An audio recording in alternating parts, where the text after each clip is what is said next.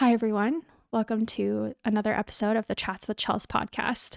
I'm your host, Chelsea Miller, and on today's episode, I am bringing to you episode number 2 of my conversation with Shawn Portwood, PhD student at the University of Wisconsin-Madison. He was such a joy to talk to, and I hope you guys enjoyed the first episode 7. If you missed it, go back. It's already published on YouTube. It's been live for a week. And we've actually been getting a lot of, people watching, which is really exciting. And I hope to continue that viewership today with this deeper dive into his journey through academia, picking up at the point where he was starting to apply to PhD programs. We get deep in this episode, as with the other episode too. And like I said before, it was a really huge honor to talk to Shawn and learn about his life. And I hope you guys are feeling the same. So I'll have all of his information in the description box like I did last time. And as always, if you have questions, leave them in the comments below and we will talk to you soon. Enjoy the episode. Okay, so I will take you up on the breather just to ask you a couple more questions because I think that there is a lot to unpack there. And rightfully so. I mean, life as I'm learning, and again, I'm only 30, but I think the more life experience that you go through, the more you realize how complex everything is. And also within that complexity, that these life experiences really do shape who you are and how you think about things. So what's wild to me is during that entire treatment with your mom, you had never heard the word dietitian. So COPD was not like a primary focus for a dietitian. And I would imagine that dietitians in general were just less common and had less, say in anything at the hospital level back then when your mom was sick. Mm-hmm. I think now that you've learned about COPD, both from the personal perspective, but also through the registered dietitian side, do you think that she had the opportunity to prolong herself if there was a nutrition intervention, or at the time that she was diagnosed, it just was kind of too far gone? It's hard to say just because you never know where somebody is at. So, the intervention may have worked, but she would have had to have done the things that, you know what I mean? Yeah. And so it's really a situation that, you have to meet the patient where they're at. And my mom was very stubborn, and very kind of set in her ways. But at the same time, if the right message had been conveyed, maybe that would have been the catalyst to spark the change for her. So I really don't know. I think that the intervention could have helped if it had been intervened early enough, because eventually there's a tipping point where it's more about quality of life, right, and just kind of riding it out until you expire kind of thing. And I don't know where that tipping point would have been for her, but early on, there was definitely, in hindsight, opportunities where I think it could have changed the course of things. Maybe not necessarily cured her per se, but because a lot of the damage had been done. And again, like I said, even after the diagnosis, she continued to smoke. So that was, that's what that was definitely not going to fix things, right, even with good nutrition intervention. So I really don't know, but at the time, COPD was so uncommon that I don't think, in that era, it was ever going to be an intervention that was tried, because they tried at the hospitals, they tried tons of different therapies and having different healthcare, helpers come in house and, all of these things. Not once was a dietitian ever. So I think, you made a good point about, at the time, and even to this day, dietitians are not as respected as they should be within the healthcare system. I agree. And legislatively, like, it's hard for registered dietitians, especially in certain states, to even have a seat at the table when it comes to making decisions about patient care. And we can get into that. The reason I asked you about that is because I'm curious to know why nutrition was your focus and not, the MD. I know you said school was a inhibiting factor, but was there something that you had heard along the way that like piqued your interest in nutrition, or did you really just do a little bit of background knowledge and find out that nutrition was a gap area, so to speak? Kind of a little of both. I had been one of the many hats that I wore prior to this point in my life is I had been a personal trainer for a number of years on and off, just kind of in that space. I've always been into fitness and working out and things like that. And so nutrition kind of goes hand in hand with fitness, right? Like those are kind of synonymous with each other, So, or at least they should, if they're not. yeah. I mean, that's a whole other conversation that we can have. But agreed. We're not if it fits your macros, folks over here. no. But it was definitely something that, like, nutrition, again, not dietitian, not dietetics, but nutrition. And again, at this point, I had never even thought about clinical nutrition, like, because again, I had never heard dietetics, dietitian, any of that stuff. So clinical nutrition, not even on my brain. But thinking of it in a sense where I was wearing my personal trainer hat, because again, I'm thinking of like ways that I can intervene early on to help avoid getting to the point where the point of no return has been passed. Right. Yeah. And so I was like, I could definitely go to school for like exercise science because I have a background in personal training. That would be, a decent fit. I was like, but a lot of people don't want to exercise. And if they don't come to you as a person that wants to exercise, you can't force them to exercise. I can't just knock on somebody's door and be like, hey, it's time to squat. Like, that doesn't happen. And so, again, like having the idea of wanting to help, every place that I looked up with exercise science, I kept seeing nutrition. And I was like, well, I wonder if you could just get a degree in nutrition. Like, that's a thing that everybody eats, right? Whether you exercise or not, everybody eats. And so that just kind of came into my brain. So I started Googling, and that's where I found the nutrition program at Metro State. And I was like, oh, they actually have a degree, a 4-year degree in nutrition right here on this campus. Like, cool. Because at the time I was actually in the process of looking, because I had kind of decided that exercise science was the way that I was going to go. I was actually in the process of applying to CSU for a degree up there. I was going to move up to Fort interesting.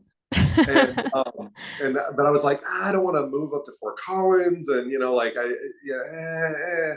so even though it's cool up here. I mean, it's great. It was just not where I wanted to be. I'm from the big city in Denver, so like I was like, totally. I need city, and so yeah, I was just like, like let me see what's out there for nutrition, and sure enough, it was right there. So it was just a natural fit. It wasn't necessarily that, like, going into it, I was super passionate about nutrition as a topic, as a subject, but it was something that I knew played a role in helping people be healthier from a very elementary mindset, because I had no background in science, I had no background in nutrition, right? So I didn't know the true complexities of it. But even at that uneducated mindset, I knew nutrition can help people be healthier. So it just seemed like kind of a natural progression that wasn't quite exercise science, which was very isolating because you have to have the target come to you. Whereas nutrition, everybody eats regardless of their fitness level. And if anything, that's a easier way to get into, have those conversations with people, was kind of how I was thinking about it. And so, yeah. That's cool. I know. I was curious. That was going to be my follow-up question is why did you choose to go back to Metro? Because that ended up being a very complicated experience for you. Nightmare. So institutions, this is part of the reason why going to school is hard in the United States, I think, because there's so much weight held on your GPA. And I was told that yes, GPA matters, but only to the extent of if you have the minimum GPA to apply, usually your application will be considered. But when you were going through this metro school, because you had gone back to the institution that gave you all of those Fs, to them, the Fs mattered. And to them, you had below a 2.0 GPA. A And so zero you had to point work twice as hard. A 0. Point what? 0.00 GPA, like an actual, A not a, you zero. don't have a GPA, not a, oh, well, you took some classes, so we have a record of you. No, it was literally a 0.00 GPA listed on my transcript. Like it was as insultingly bad as it could possibly be. Ugh, And that's gut the, wrenching. For I mean, it was one of those things that I knew that I had earned those Fs. Now that I understood how university worked, right. I knew that they were there, but it had been, this was 2013, almost 2014. That was back in 2007. So you're talking 7 years ago, and they're still coming back to haunt me. And come to find out, they don't have a mandated like period Cut where they off. fall off. No, like Oh, you can that's come back so 20 years weird. later and they'll still. And I talked to the president of the university much later on when I was, going through my degree, and she had just taken the role, and she um, asked me about my experience and everything. So I kind of gave her the Cliff's Notes version of that because I was like, if I have ear time with the person that actually has the power, I'm going to give her the true story and not just say, oh, I've had a great time with my, degree and everything. I'm going to give Yeah. her the kind of person. And she was like, wait, hold up. And so she kind of like got a little bit deeper into it. And she was like, no, that needs to change. So like since then, I think they've started the process of putting a cap on it. Like it still will Oh, be that's detrimental to amazing. you after a few number of years, but I think that there's going to be like a finite period where that no longer falls off. Kind of like your credit report after 7 years, stuff falls off. It's kind of in that Yeah. same, which I think is fair. Like if you earn a shitty GPA, regardless of the reason, you still earned it. And so you got to kind of wear that badge of, stink for a little while because that's fair, right? Like that's just the consequences of life. Like life Mhm. is hard and there are consequences for your actions, regardless of whether they're your fault or not. There are still consequences. So a finite period of time, I think, is a fair way to do it, but having that finality to it where they will fall off eventually and not come back to bite you in the butt is kind of, where I think is kind of a fair trade-off. And No, I agree because you're talking about a point in your life where you were in a very different place, both mentally and also with your life experience. And so to me, it seems crazy to hold someone like back because of something that happened, at this point in your life 7 years ago. Like, I think 7 years is a great cutoff period, yeah, especially, reflecting on my own experience at 18.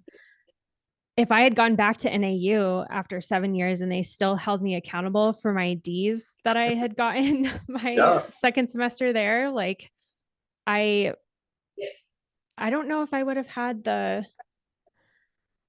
fortitude to keep going.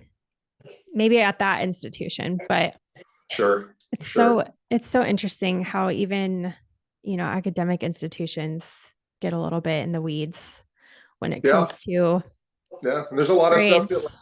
they probably created that, thought process or that, rule or whatever without even considering situations like that. Like they probably didn't do it maliciously when they created it. Right. Once it's created and there's no framework, and then here I am with like probably a super rare, situation that impacts that particular set of rules.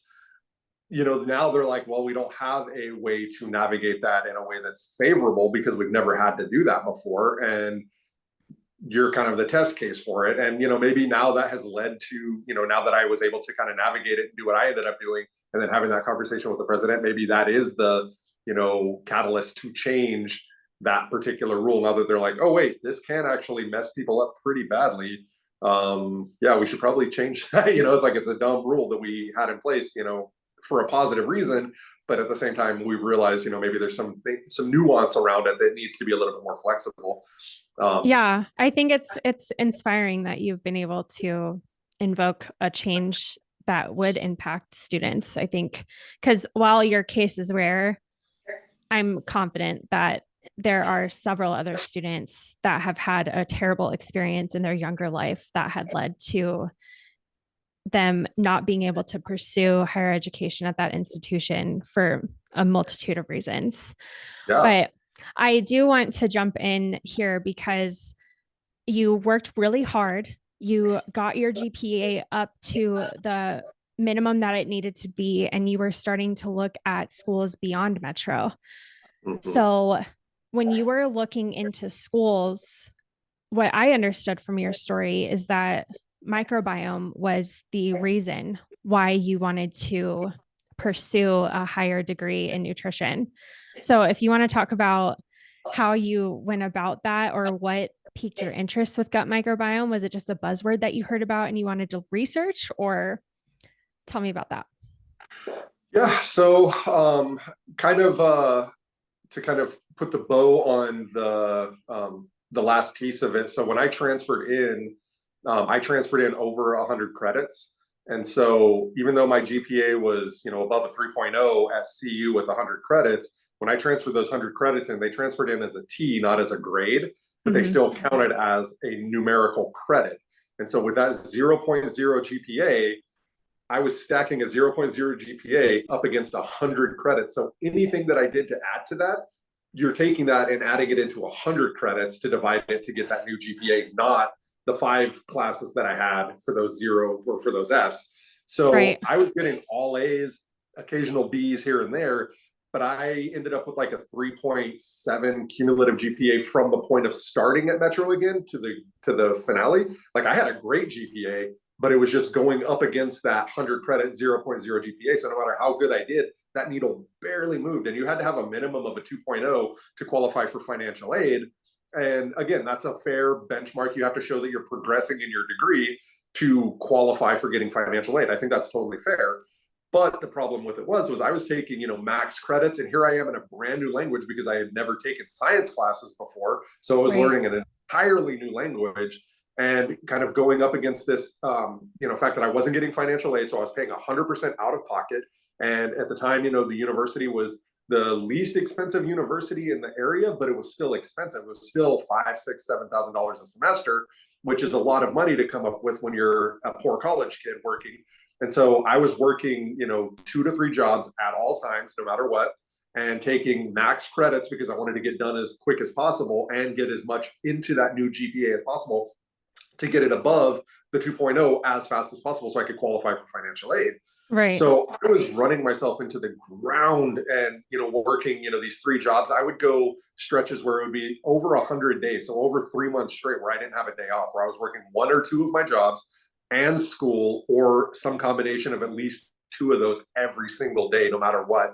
And it was a nightmare. But again, I would always go back to my why and remind myself of, my mom. And that was what drove me to continue to be able to do that. Because truthfully, that's not a situation that is a thriving situation that a lot of people could navigate, myself included. Like I shouldn't have been able to navigate that. Like that's a lot to carry. On top of that, because my mom had, passed away and all of this other stuff, and I was very isolated, I was running into a lot of depression issues myself. So like I struggled with mental health, still struggle to this day with very bad mental health issues.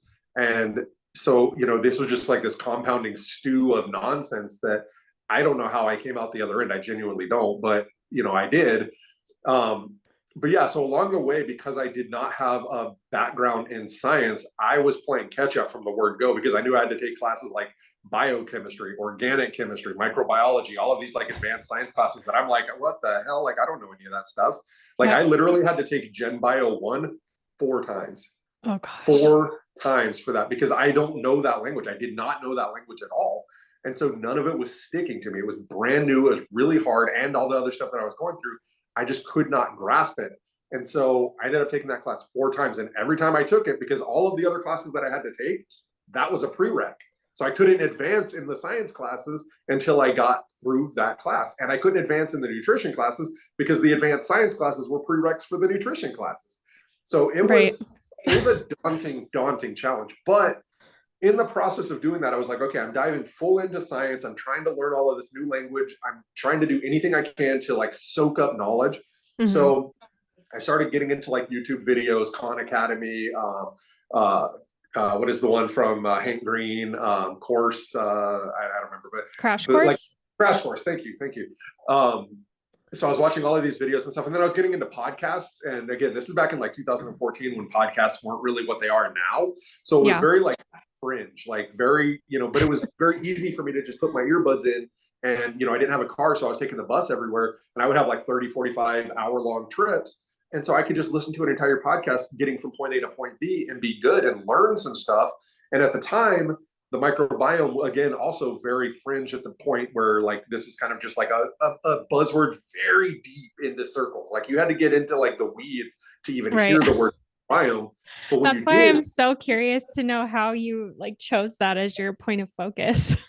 It was one of those things that I kept hearing about it in these people that would talk about it would be so passionate and so excited because it was new, but they were just like coming up because it was this brand new topic. So every little thing moved the needle. Whereas like when you get into like bigger levels of science, you could do 10 PhDs and not even move the needle at all. You just barely click it. Whereas this was like big swathing needle movements because everything was so new that you were uncovering so many things that it was just like, this is awesome. And so I was feeding off of these scientists' excitement, and it just kind of became in my brain. And so I was like, there's definitely a connection. And even at this point, there wasn't a lot of like talk about the nutrition aspects of how it interacts with the microbiome. It was just one of those things that was just kind of, they were talking about different aspects and they were still uncovering a lot of stuff. But I was like, there's got to be an interplay with nutrition. Like there has to be. And so, I just kind of started digging into it. I kind of became the microbiome person within our program, like even professors, because nobody had heard about it. So even professors had not heard about it. So they would ask me questions and be like, hey, have you heard about this? Or what do you think of this or whatever? So I was just like, still at Metro, right? Correct. Okay. Correct. Yeah. I was in the nutrition program at this point. And so yeah, my nutrition professors would ask me about it. And every opportunity I got to do a presentation in whatever the class was, did not matter if it was a nutrition or science course, I found a way to tie the microbiome into that presentation in some capacity, to a point where I'm sure all of my professors hated me doing presentations because I was just tying in the microbiome in any way that I could because I was so passionate about it. Like it just became this thing that I was obsessed with. And it really kind of took off and became the like thing when I took my microbiology class, and my microbiology professor, who I adore, like she is my hero. I love this woman to death. She was not a microbiome person at all. She didn't give two shits about the microbiome. She was into what she was into, which was a very unique set of microbes, and she was very passionate about what she did. Mm-hmm. But she encouraged my enthusiasm for the microbiome more than anybody else because she could see that passion and she could relate it to her passion in her little area, her niche of microbiology. And she cultivated and challenged and pushed and encouraged me to dig into it. Like prime example, one of my senior classes in the nutrition program, we had to go to a seminar outside of school as like a project. So, everybody goes to their own seminars. You just find one. A lot of people go to like an Academy of Dietetics, seminar. A lot of people go to like WIC seminars and stuff that are related to nutrition. I started Googling different areas of the microbiome and seeing if there was a different, seminar or something in the Denver area. And there wasn't. And turns out there was a symposium on the gut microbiome at Harvard. And I was like, that's kind of cool. I wouldn't mind flying to Boston and, going to Harvard. So I asked my professor, and she was like, I mean, if you want to go to do that, like, she's like, I'm not going to tell you no, like, that's fine. And so I went in and was talking to my microbiology professor. I was just kind of shooting the breeze with her, and I told her about it. And she was like, no, you have to do it. Like, that is a must. And I was like, well, you know, it's going to be expensive. And I had to fly into Rhode Island and then take an Uber from Rhode Island up to Massachusetts. And it was going to be this whole big thing. And then I had a big exam in one of my nutrition classes the very next day. So it was literally going to be a fly in, go to the symposium, fly back, get up, take an exam. Like it was going to be brutal. And she just convinced me, like, that is what you have to do to follow your passion, like make it happen. And I did. And it was an amazing experience. I got to, and I can go on another tangent where it actually ended up leading to a job as a lab tech in Denver because of this symposium. And so, that's cool. Yeah, well, what's wild to me is that you travel to the East Coast for this seminar and you end up with a job back in Denver. Yeah, the CEO of this startup probiotics company in Denver also was at the symposium. And when we were at the symposium, you know, everybody's like giving their talks, and then, you know, they have Q&A at the end. And she was asking questions after every single talk. And she was just this bulldog of like challenging all of their answers. And she just had this like thirst for getting to the answer. And like, she wouldn't accept their baseline answer when the scientists would give their answer. She'd be like, well, but this, and what do you think of this? Like, she was just a bulldog. And I was like, man, that's crazy. Oh, I'm sure the speakers loved her. I'm being really sarcastic, right? Yeah, they definitely did not. But then at that's the one thing that you don't want to happen. But I'm glad we need people like that, because they're challenging what you know, but also how you articulate yourself. Right. And so at the intermission or whatever, we were kind of all just like shooting the breeze and talking and whatever. And I was with a cohort of random dietitians that just happened to like meet up. And, you know, everybody's like introducing each other and like, hey, you know, I'm from here.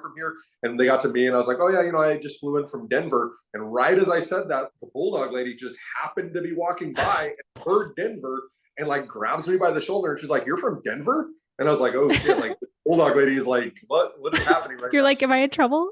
Yeah, I was like, yeah. And she's like, oh, I have a company out there, you know, blah, blah, blah. She's like, it's so cool to see people from, you know, the West Coast and, you know, all of that. And I was like, I'm just going to take my shot. Like, I got nothing to lose. And I was like, do you guys have an internship? Do you guys have an opportunity to, you know, get a job there, or, you know, like whatever? I just like point blank just asked her straight up. And she was like, you know, we don't, but here's my email. Shoot me an email, and when you get back, we'll talk. And she ended up creating an internship for me specifically because I happened to meet her at this random symposium and ask the question. Like total serendipity, cool. Totally random. But I ended up getting my first like microbiology lab experience outside of academia because of that opportunity. Totally random. Oh, that's so cool. Well, so you went to the symposium, you learned about microbiome, and then you took that information back to UMass. No, so, this was Denver. This was still in Denver. Oh, this was still in Denver. Oh, okay. I'm jumping ahead of myself here. Okay, so you were still at Denver, and okay, so what then sparked your interest to apply to grad school? So going through the process of getting my degree in nutrition, again, when I first got into it, I had never heard dietitian. I had never heard of dietetic internships. I knew nothing about the process to become a dietitian. So I get into my program. I'm kind of cruising along. I'm going to be an RD and blah, blah, blah, right? RD to be and all that happiness. But then I find out about the process of doing the dietetic internship and what that entails. And what it entails is a very expensive mandatory internship that you basically cannot work because you're working full-time as an intern and you don't get paid and you have to pay a tuition. So it's just this like nonsense system. And I was like, well, yeah, it's like a compounding of factors against you, and you have to somehow come up with the money to put yourself through an internship so you can then apply for a job that you'll start at like a minimum base salary because you don't have a foundation to start from initially. That was actually, we can talk about it later, but that was one of the reasons why I chose to do the PhD and not the RD internship, because I had to weigh my options between what I could afford, but also what I wanted to spend my energy on. And I think, so you were finding all of this information out, and how did you decide where you were going to apply and how? Because you're right, money is a factor, but also time is a factor. So tell me more. Yeah. So once I kind of realized like, oh, the RD internship probably not going to happen, I was like, well, I'm kind of already into it at this point, and I'm super passionate about the microbiome. I was like, so the natural next step would just be to pursue a PhD and research the microbiome. So I was like, hey, that's the new path. Like that's where this led to. Oh, And in important distinction, really quick. The difference between a master's and a PhD. Well, one is the amount of years that you're in it, but also the opportunity to get paid to be there. Right? yes and no. Okay. Yes. I ended up getting my master's for free, but I'll get to that piece of the story eventually. Okay. So at this Well, point, I'm like, typically masters you have to pay for it unless you're Shawn. yeah, it's true. Um, so at this point, I'm like, well, where do I want to go get my PhD? I don't really know. And along the way, I'm kind of uncovering, the big universities that are doing a lot of microbiome research. And the one that's like renowned worldwide is UC Davis. Like UC Davis is the mecca for microbiome research. So I was like, it's not going to hurt. Like I've, just taken my shot at all these other points and it's worked out. So why not take my shot here and apply to the top microbiome research institution in the country? Why Yeah. not? So shoot off my application, shoot an email to the chair of the department, and I'm like, hey, I'd love to, bend your ear for a minute, see if we can hop on a phone call and just like chat. And she emails me back like, I don't know, like a month later, and she's like, hey, like people you don't usually do that, but sure, I'll have a conversation with you. So we hop on the phone, we talk for about an hour and a half. Great conversation. She's an amazing woman. She, had really high positive praise for me. It was really cool. So I submit my application. And at this point, again, I'm rocking and rolling with like a 3.7, 3.8 GPA within the construct of this degree. But again, I'm barely above that 2.0 because of that, cumulatively because of that nonsense from 2007. So my true GPA right now is like a 2.8, 2.9. And so it's still not at that 3.0 threshold. And UC Davis has a minimum of a 3.0 for even Right. accepting PhD applications, and rightfully so. They're the best institution in the country for this research. They can have that kind of a Well, standard. and it's not just UC Davis. I know. That's Like they almost 100% almost of all. my institutions have a Yeah, minimum. A lot of them were actually a 3.1, if you can believe yeah. that. I've even seen some as high as like 3.3, and I'm like, dude, that's kind of nonsense. But Oh, you do that's you, yeah. you do you, boo boo. But so I'm like, I'm going to apply, and I'm going to get rejected because of my minimum. I'm not meeting their minimums, but whatever. And fast forward, it takes some months to get the applications processed or whatever. And I finally get the email, and they declined me, of course. And I knew that, and that was fine. That was the only institution that I applied for because I didn't really know anybody else that was doing microbiome research. I was like, well, I'm just going to apply to one and see what happens. They said no, and so I emailed them back, and I was like, hey, can I get feedback? Like, why, what about my application so that I can try again after I fix those deficiencies, knowing it was my GPA. But like I was like, I want to hear it from the horse's mouth. Right. And so they sent me an email back, and they were like, hey, we loved your application, we loved your story, we'd love to bring you in, but that GPA is ass, basically, is what they said. They were like, if you want to fix it and you want to apply again, they were like, go get a master's, kick ass in the GPA, and apply again, and you're a shoe in because we love your story. And I was like, okay, cool. So at that point, I was like, well, and now I got to switch gears and figure out where I want to get a master's from. I'm like, okay, well, obviously I can look locally and all of that, but I want to go explore. I like to travel. I like to get out and see things. So I applied to a school in California, St. Louis University, and the University of Massachusetts. And the reason I chose those, the school in California was very close to UC Davis proximity wise. So I was like, that would be an easy transition to go there, get my master's, and then just hop across, the freeway and end up at UC Davis. Totally cool. St. Louis University, I've got friends in St. Louis. So I was like, that's kind of a natural fit. UMass, again, I adore my microbiology professor. Like she is still to this day one of my heroes, and that's where she got her PhD from. So I was Oh, like, okay. if it's good enough for her, it's got to be good enough for me. So that's why I ended up choosing UMass. And so I throw my applications out for my master's. I ended up getting acceptance offers from all three of them. So I kind of got to pick where I wanted to go, which was cool. Yeah. And so I reached out to the chair at UC Davis and was like, hey, these are the offers that I got. Again, I'm trying to put my best foot forward. I know you can't tell me where to go, and nor should you tell me where to go. But from your perspective, do you see benefits from any of these potential universities that could help prepare me to be a quality applicant when I apply to UC Davis again? And she was like, well, like you said, I can't really tell you where to go. They're all great universities. I know people at all three of them. She was like, but we did just have somebody leave my lab that just recently started a lab at UMass. So I do have direct ties there. And I was like, cool, done. And again, my microbiology professor. So I was like, that's it again, Yeah, you're Sarah, like, done deal, no questions done, asked. done deal, done deal.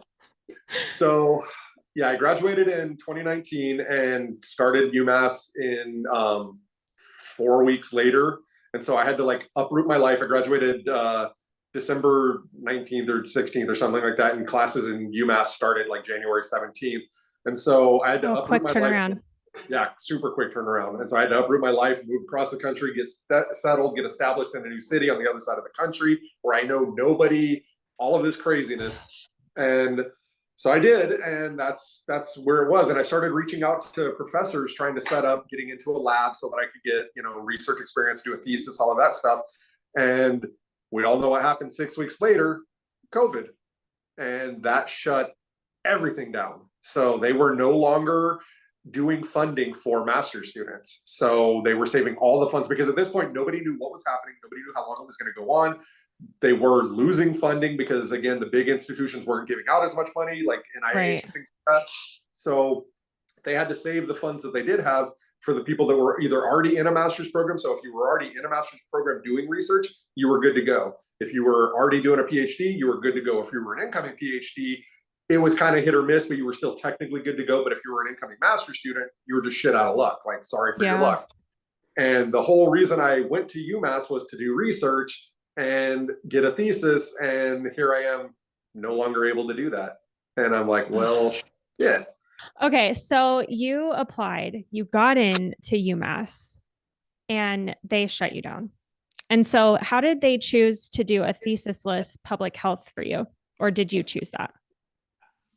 That was that's how they admit you for master's programs at UMass is without a thesis. I mean, certain programs, like if you're in like a true bench science program, you're automatically admitted for research. But if you're in something like public health or nutrition or humanities, anything like that, you're admitted as a non-thesis graduate student for the master's program.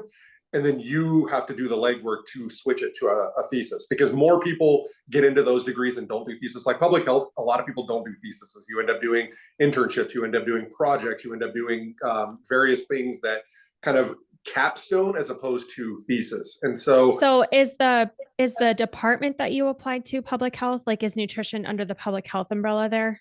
Yep. Okay. Because yep. At some institutions, it's like exercise and nutrition science. Like that's how it was at San Diego State. But at Colorado State, it's just like I think it's like food science and nutrition is literally the section, but it's all within the College of Health and Human Services. So is it a similar setup there or? It is very similar. It just like exercise science is not in that scope at all. It's in its own like separate. So it's really like SDSU. SDSU is the only college that I've seen so far that combines exercise and nutrition.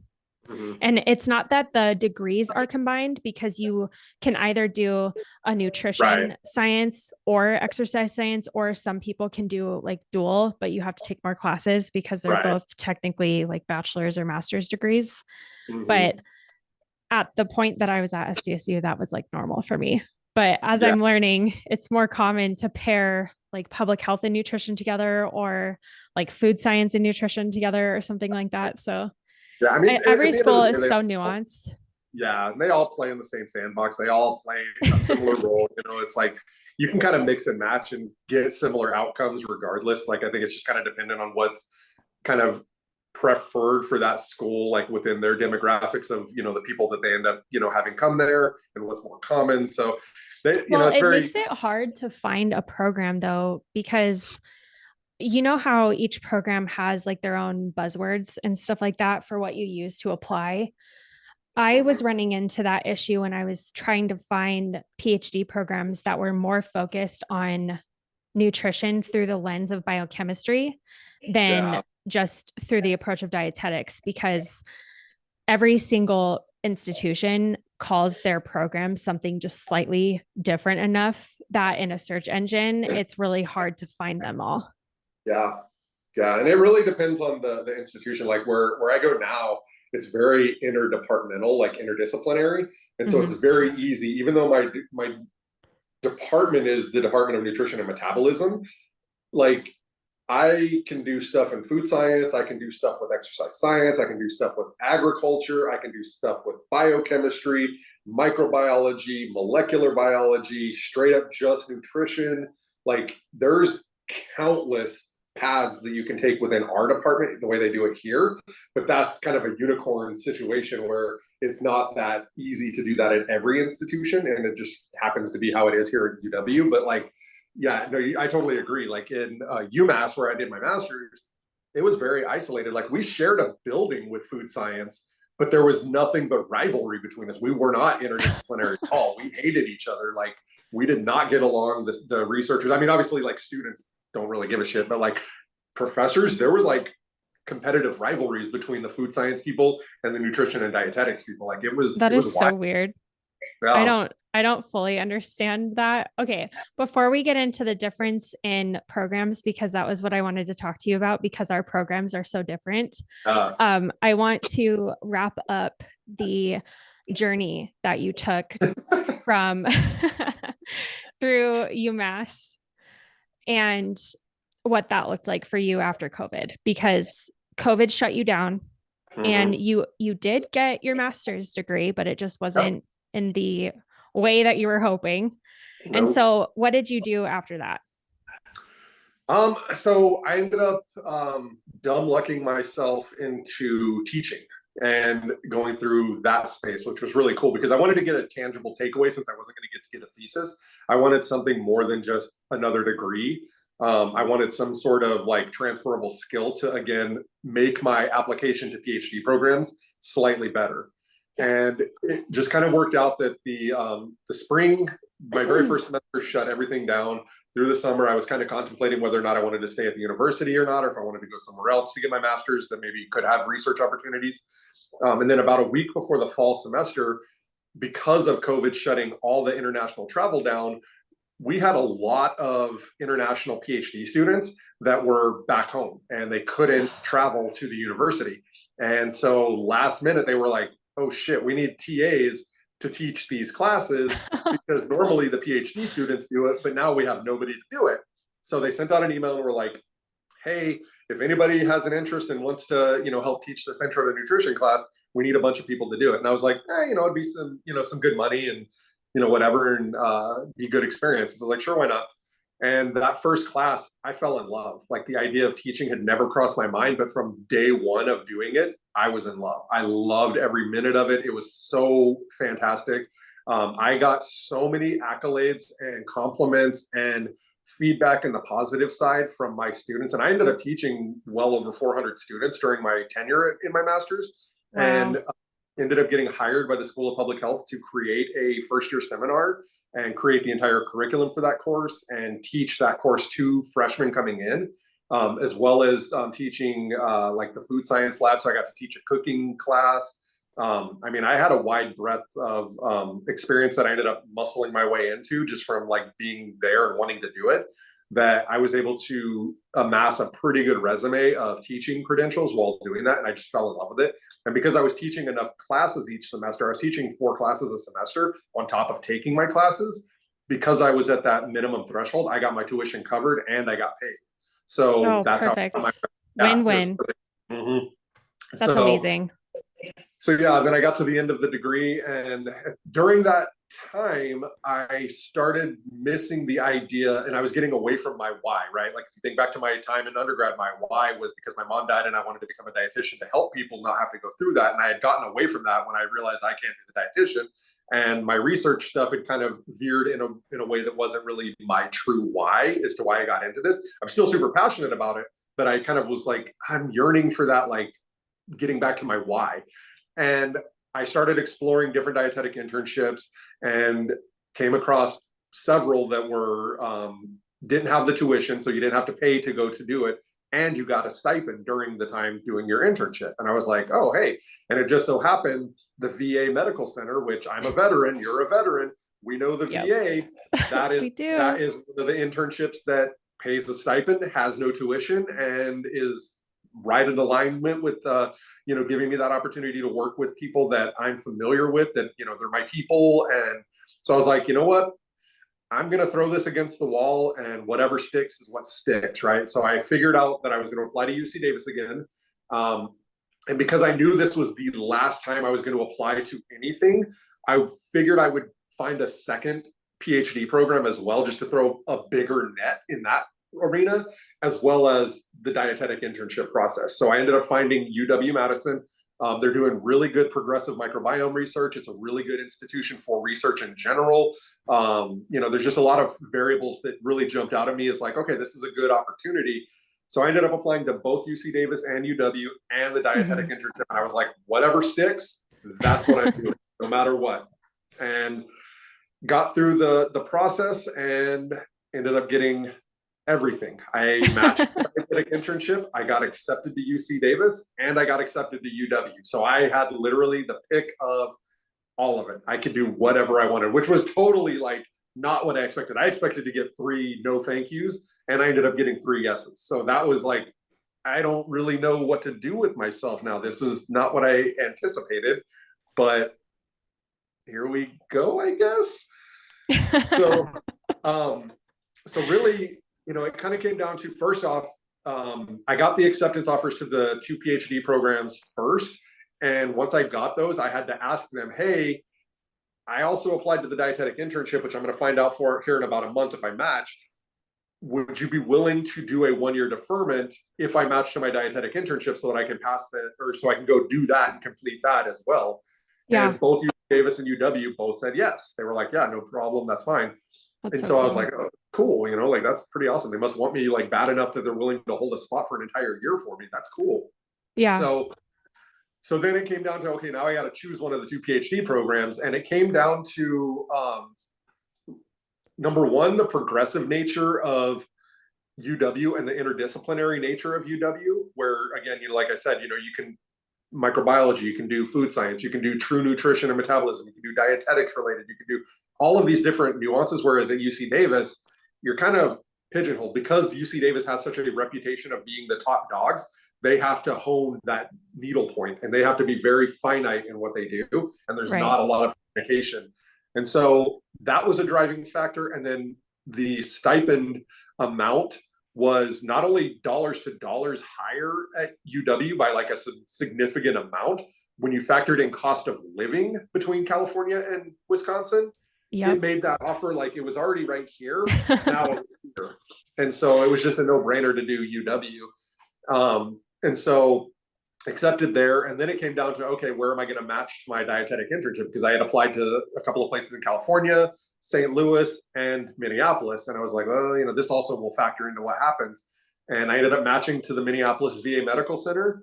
And that's a 4-hour drive north of Madison. And that just seemed kind of serendipitous to like be in this like real close to each other path.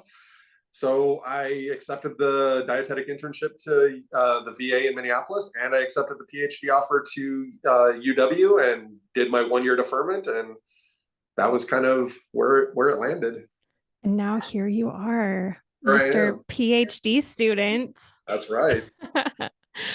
That is incredible. Took, 3 Zoom meetings to get from beginning of story to becoming a PhD student. We haven't even talked about the PhD yet. I know. Don't even get me started on this whole Zoom thing. I'm over it. Never using Zoom again for this. Just saying.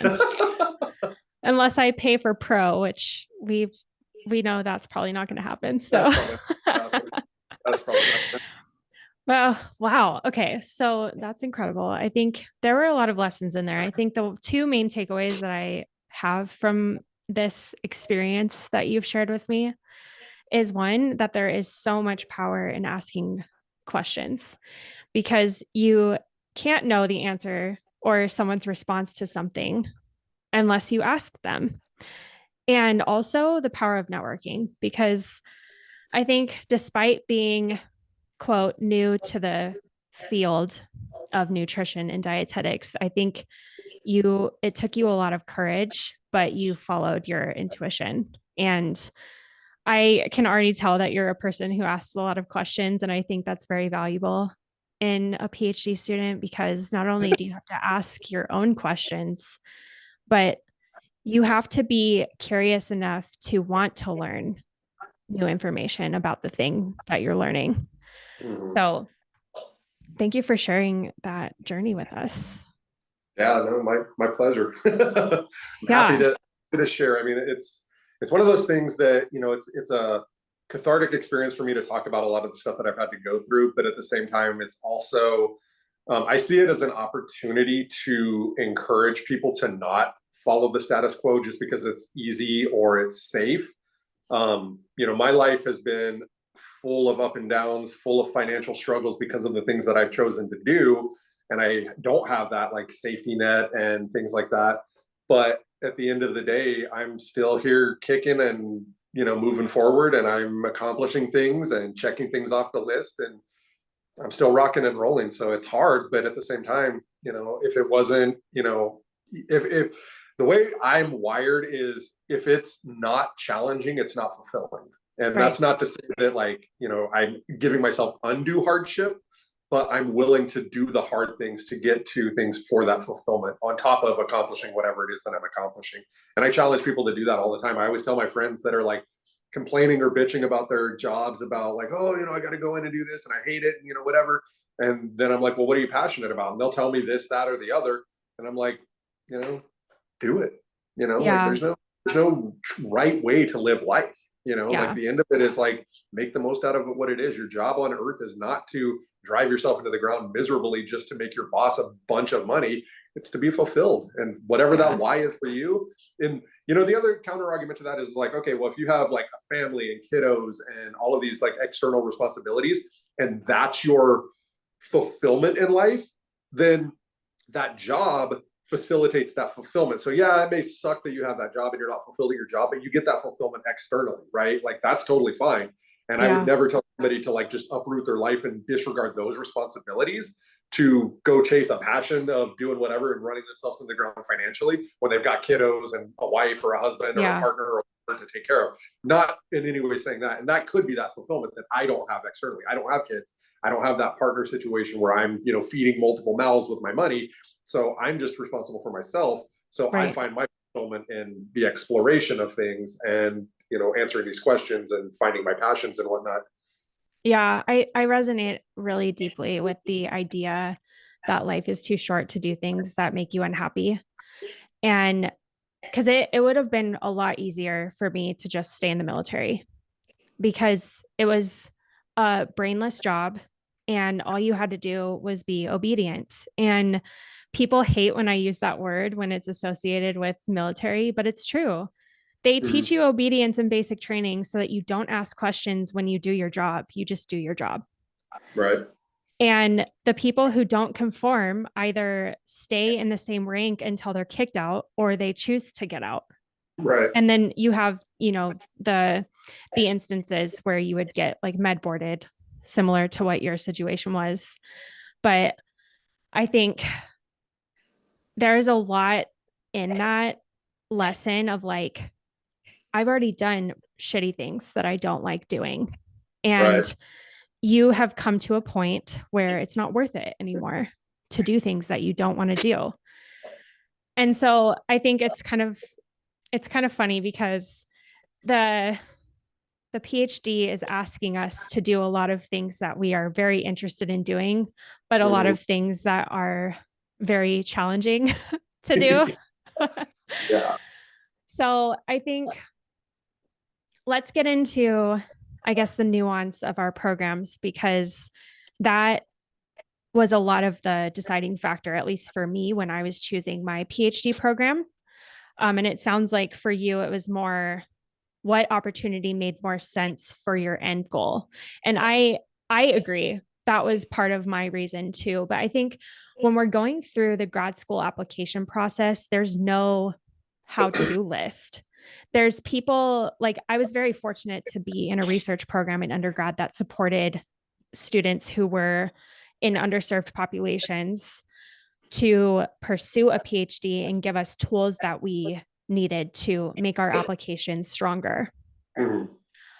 But when it comes down to the nuance of actually choosing which schools there's a multitude of reasons why, and you have to find your own. So what I narrowed my search down to was what mentors were at the institution and what the stipend looked like, the area in which the school was at, Yeah. and what the program emphasis was in. Mm-hmm. And how that fit in for me was, what am I most unfamiliar with? But also which lab would give me the opportunity to learn in the way that I needed to be challenged. Because some of the schools that I applied to, most of them were, apply directly to the mentor, and then the mentor would give you a letter of support or a letter of endorsement saying that they had funding for you to join the college. And then that's how you got your acceptance letter. So there were a couple of programs, though, which are similar to yours, an umbrella program, so to speak, where you apply to the program, like the department of whatever you're in, and then you go to the school and you do rotations, which is what your program is. So for me, there were a top 3 schools that I had chosen, and all 3 of them required a letter of support. I wanted either the University of Utah or Ohio State or Colorado State. Nice. And I had reached out. University of Utah was so wild. So I had applied. This is part of the reason why I didn't choose that school. So I had reached out to a woman who had super interesting research that aligned with what I was already doing, but in a different way. And it would allow me the opportunity to progress in, polyphenols and whatever. Yeah. Well, come to find out that she was not taking on any students. And so she referred me to another mentor at the college who was doing something different, but similar enough that was relatable. And she thought that I would be a good fit in this person's lab. And so I had gotten an email back from this person saying, I don't have funding. Have you talked to this person? And so I set up 2 more interviews with people. And the last person that I had set up an interview with was doing like mouse models and things like that. But he had 3 registered dietitians in his lab. And I was like, well, there has to be opportunity there. I mean, University of Utah's dietetic internship is one of the most well-known that I've heard of, at least coming from SDSU. So that was a cool opportunity because he was able to kind of weigh out the option of like, yes, you could get your RD along with the PhD. You would just be doing research in my lab. And I told him that I wasn't interested in mouse models. And I think that he was taken aback by that. Rightfully so. I mean, if that's the primary reason why you're researching and that's how you're doing it, then why would you want someone in your lab who wasn't on board with that? Right. You know what I mean? But I took the visit anyway. I went to the school. I got to meet all these people. And so for Ohio State, a mentor had actually reached out to me because she was on the committee for screening the applications. And I have never had that happen to me before, where someone had reached out and said, I want you to come to my school. That's dope. It was so cool. And she actually was the interim president for ASN, the American Society for Nutrition. And I just thought it was such a cool opportunity because she was such a well-established PI. She had 30 years of research experience, and that was not including the leadership stuff that she was already doing. And so her lab was very well established, and she actually had staff in her lab that was working. And I think the reason why she was interested in my experience is because I had already led a human intervention study with a nutrition intervention at SDSU as an undergrad. And what she was looking for in a student, from what I understand, is someone to help facilitate the research studies that she was going to be doing, focusing more on fats than fruit. But she was starting to integrate some cognitive function tests, and I had already worked with the program that she was planning on working with. So it was advantageous for her to have me as part of her program because I was already familiar with the process of not only running in a human intervention trial, but also the programming that was necessary to make it happen, at least on the cognitive side.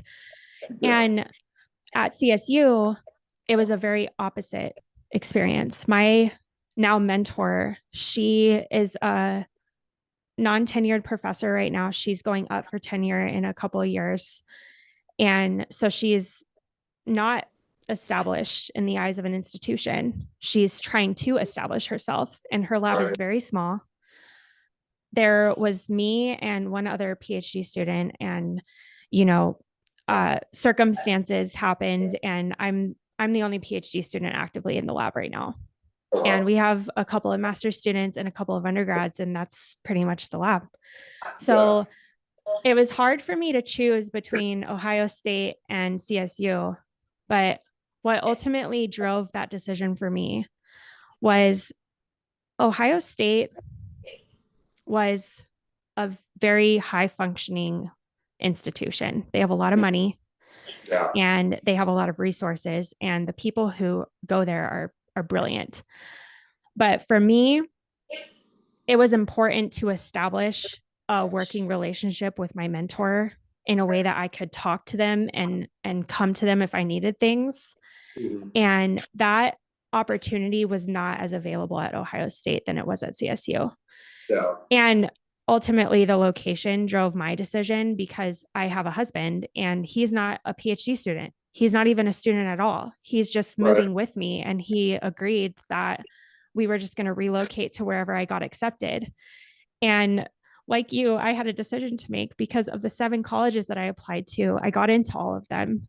So it was like, well, shit. I went from I may only get one acceptance to where the heck do I go because I applied all over the country.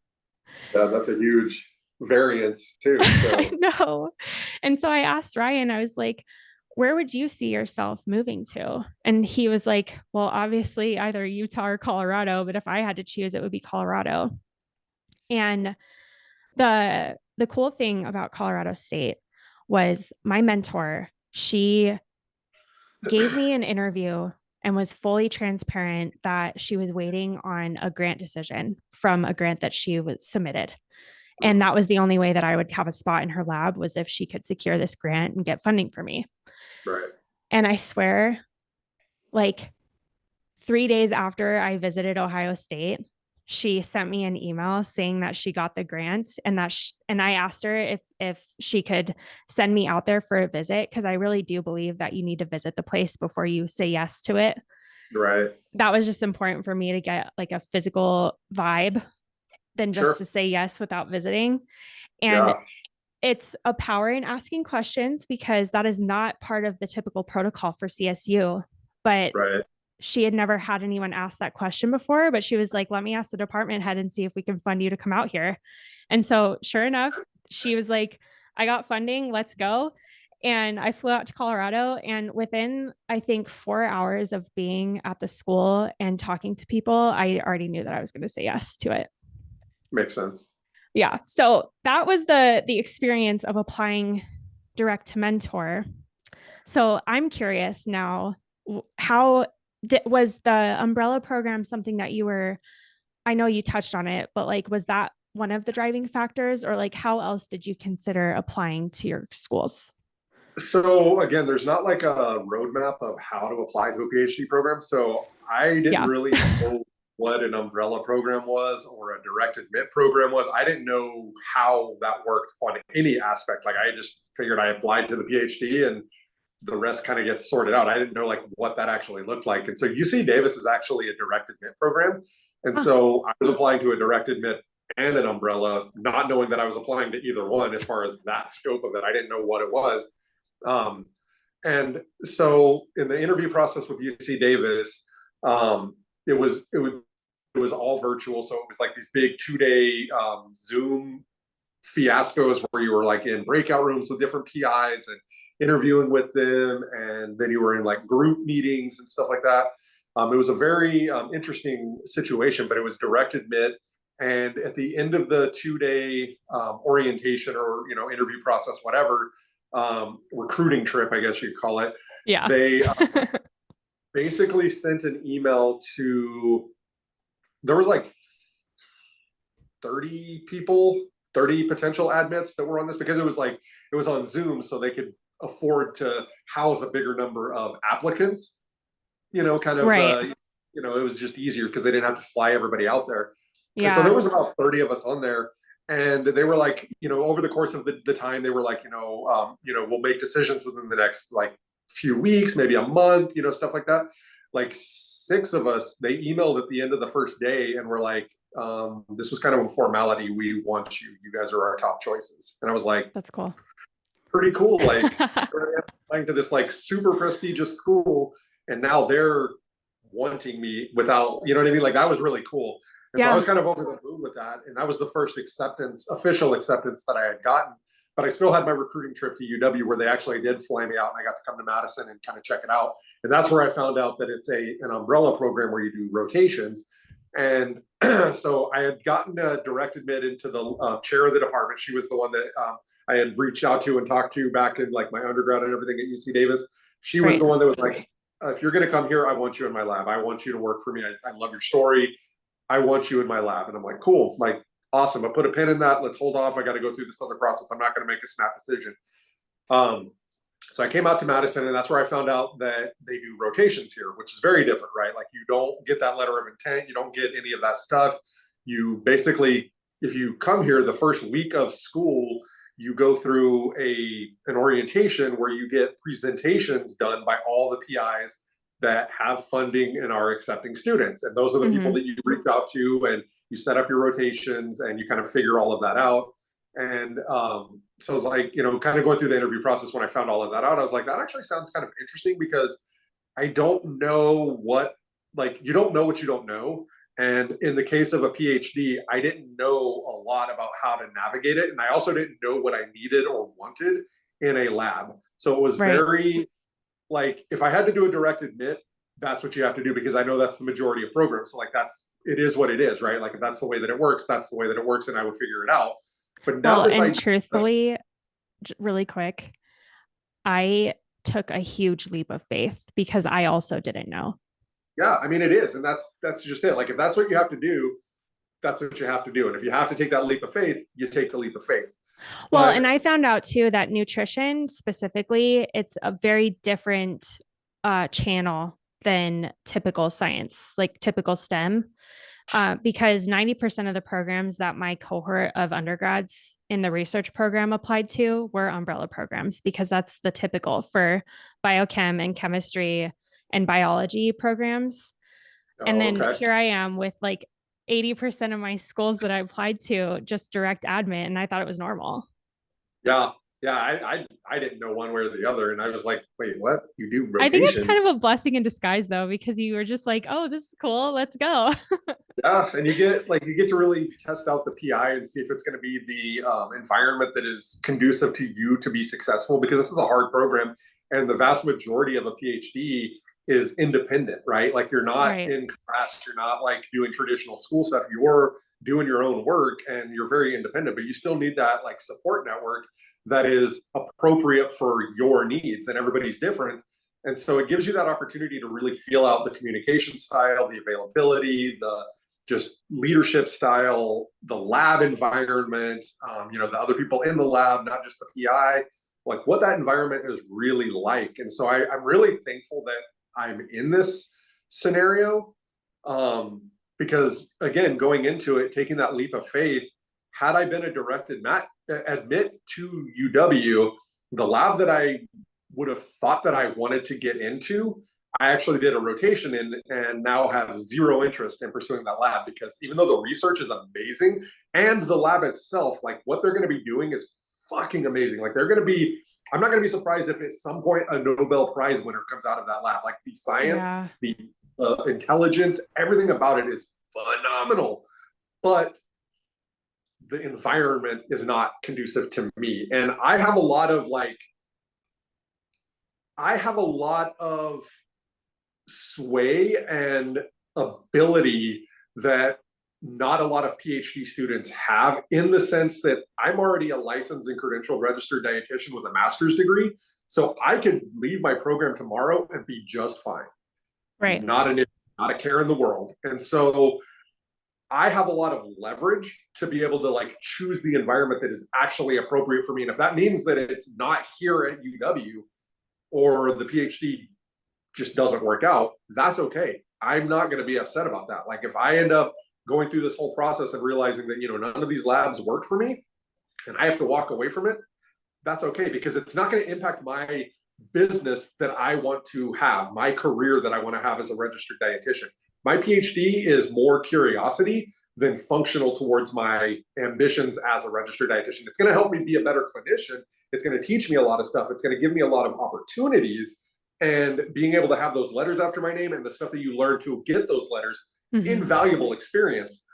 But I'll be successful with or without those letters. So yeah, it's invaluable experience, but it's not necessary because you will still have experience even if you don't have PhD after your name.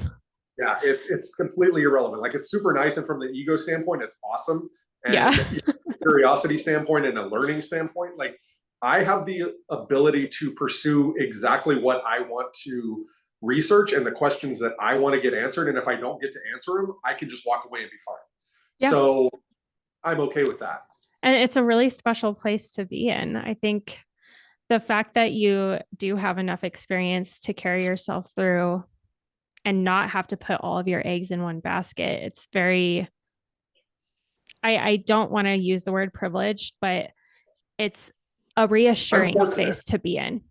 I'm very fortunate in that respect. Like it's been, but the reason I don't want to use fortunate or privilege, like I agree with you, but I think that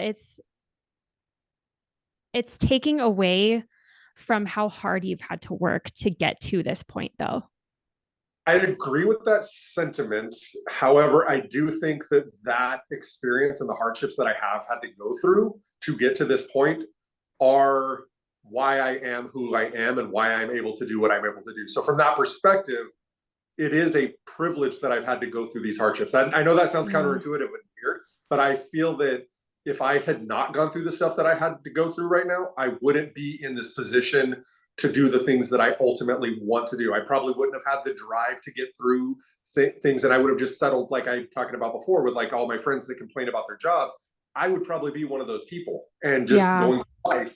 And so I don't look at my hardships as something that has held me back in any way. I see them as encouragement, positive blessings that I am where I am because I got to go through those experiences. And I don't wish the hard I've had to go through on anybody because it's been hard as fuck. But at the end of the day, I wouldn't be the person that I am without them. And so I'm fortunate to have that experience. Yeah, I'm getting teary-eyed because I resonate deeply with what you just said. You took the words out of my brain. God, this is such a shitty place to pause. Can we restart this one more time? Yeah. Okay. See you in a sec. All right. Wow. I'm getting teary-eyed listening back to the tail end of this portion of my conversation with Shawn. And as I said in the previous recording, it's a shitty place to stop. But this hour and 15-minute video is a long one. I want to thank you all for making it to this point. If you have, give this video a like, comment down below what your favorite part was, and I will see you again next week for the third installment of my conversation with Shawn. If you don't remember from way back at the beginning of the episode, all of his information is in the description box below, as well as mine if you want to respond to me on Instagram. And if not, I'll see you in the comments below. Thanks for listening.